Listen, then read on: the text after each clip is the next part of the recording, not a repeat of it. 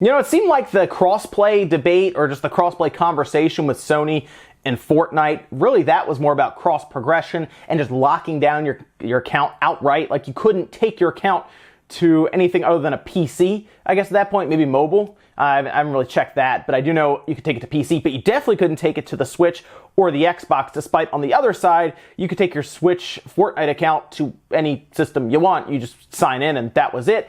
Big issue, big outcry from fans, and it got mainstream attention, but nothing ever changed, if you remember. It's still pretty much the same, and it seemed like Sony was pretty much avoiding answering any questions, just skating past it. Well, they did kind of respond the other day at a conference that was taking place.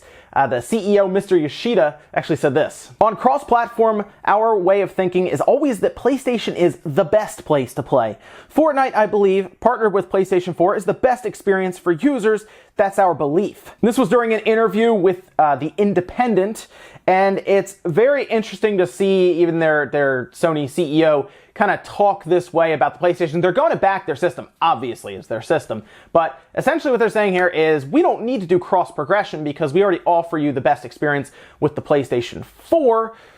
It's an interesting way to look at that. Basically saying the other systems aren't as good as ours, and the other systems being opened up, so you go on the Switch, you play against the Xbox, the PC, and I guess the cell phones even. It's just still not as good. Even our gated off community is still better than having all of that going on. And that's why we don't have to do cross-play or even, I guess, cross-progression. Now, we heard, of course, the cross-progression stuff was a money issue where they don't want anyone buying something on another platform and bringing it to theirs, and that's why it's locked down, and that's just weird. Like it's very weird. This is definitely Sony publicly being arrogant about their system. It's something that you see online right now heavily, is the thought that Sony is reaching that level of arrogance, kind of what they were sitting at with the PlayStation 2, actually going into the PlayStation 3.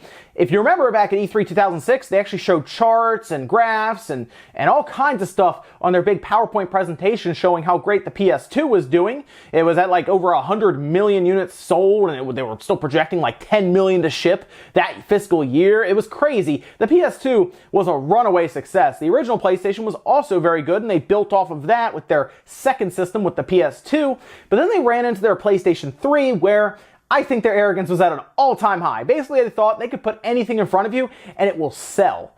That was it. Like, it doesn't matter. It's gonna sell. This thing is $600. It's a Blu-ray player and everything. And if you can't afford that one, we got a $500 model for you.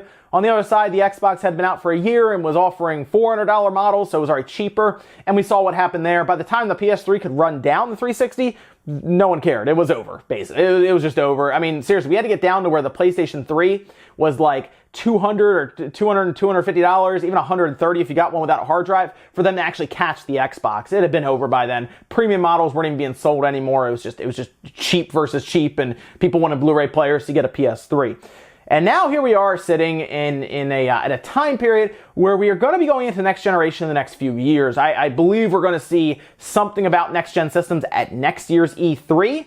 And that's where things will become fun. It'll be fun to watch, because I want to see if Sony really is this arrogant in the background, as we are kind of publicly seeing here, as to say that we don't need cross-play, cross-progression, none of that, because we just have the best place to play. There's no need to give you a better experience where you can play with your friends who don't have a PlayStation. Tell them to get a PlayStation. We got the best place to play here. I mean, that's essentially what they're telling you, is that a limited experience with less people is better than being able to play with a whole wide range of people on other platforms and systems. That is technically better for third-party developers even. I've talked about this before, where, of course, a third-party developer who wants to bring all of their community together so they don't have a fractured community, it will give that game more life. I bet you if Lawbreakers released on all platforms and it was cross-play across the board, they might have had a fighting chance, as opposed to having kind of a splintered, very small community that was stuck on, PS4 and PC. Let's say they open it up to everyone and it was just just one big pool of people playing, that might have actually helped them, to be honest. That's what we're seeing. We even see PlayStation missing out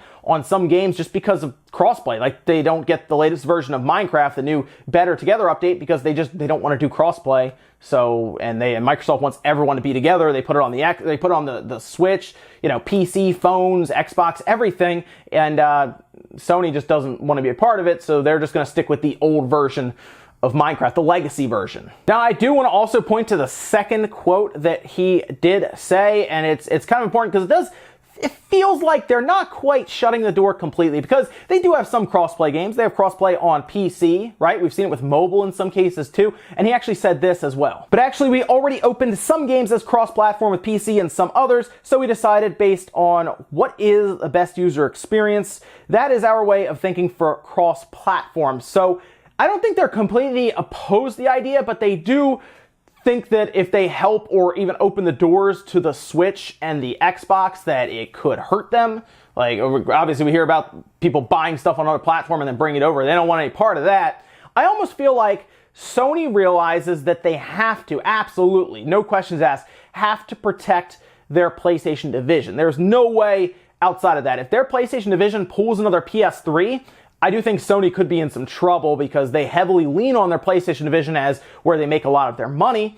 And if something happens and they release a product that is not well received, like that PlayStation 3, sells under expectations and it costs them a boatload of money, that PS3 cost them obscene amounts of money. I don't think they ever made it back that generation because of how poorly it was received and how much money they dumped into the R&D for it. So they have to protect their division. I think that's what's happening. I almost feel like Sony is arrogant, but I feel like there's a small bit of fear there that if they let the door open and they allow crossplay, that it just won't stop, and then people won't find a reason to buy a PlayStation. I feel like they're in the mindset of if they need to sell 100 million consoles every single generation, or it's like a failure to them almost. It's very odd, right? Like, and then on the other side, Microsoft is working towards their ecosystem rather than just individual console sales. And Nintendo has probably the most valuable IPs in the world right now. So they're building stuff in Universal, and of course they're working with the Pokemon company for all of that stuff. And Nintendo has a lot of other things going on, whereas Sony has their video game division and their insurance company. I think those are the two that really make money.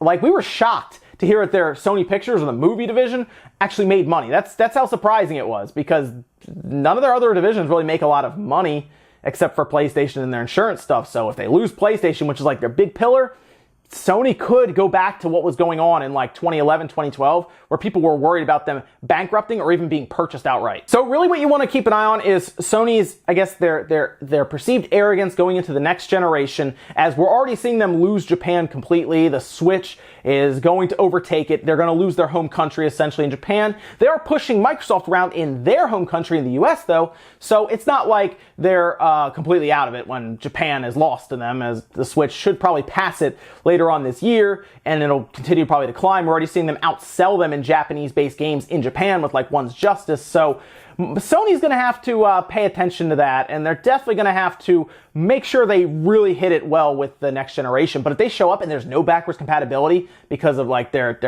arrogance that we're perceiving here, and it's very expensive, and we'll see. I hope that they show up, $400 system, backwards compatible, and maybe at that point, if Microsoft and PlayStation are neck and neck, maybe crossplay becomes a thing, because they or even if they fall behind. Because we saw it before where Microsoft had the chance of doing crossplay with PlayStation back in the last generation with 360 and PS3, and they turned it down. So maybe when Microsoft jumps ahead and PlayStation falls behind, maybe that crossplay opens back up for the Switch and Microsoft and everything. We're going to see though. Thank you so much for watching, guys. Make sure you like the video if you liked it, dislike if not. Leave your comments down below about this situation with Sony and crossplay and the perceived arrogance that we're seeing here with them saying, well, if you want to play on the PlayStation, or if you want to play Fortnite, you don't need to worry about cross progression, because we're the best place to play anyway. Don't worry about those other systems. Thanks, guys, for watching, and I'll see you next time.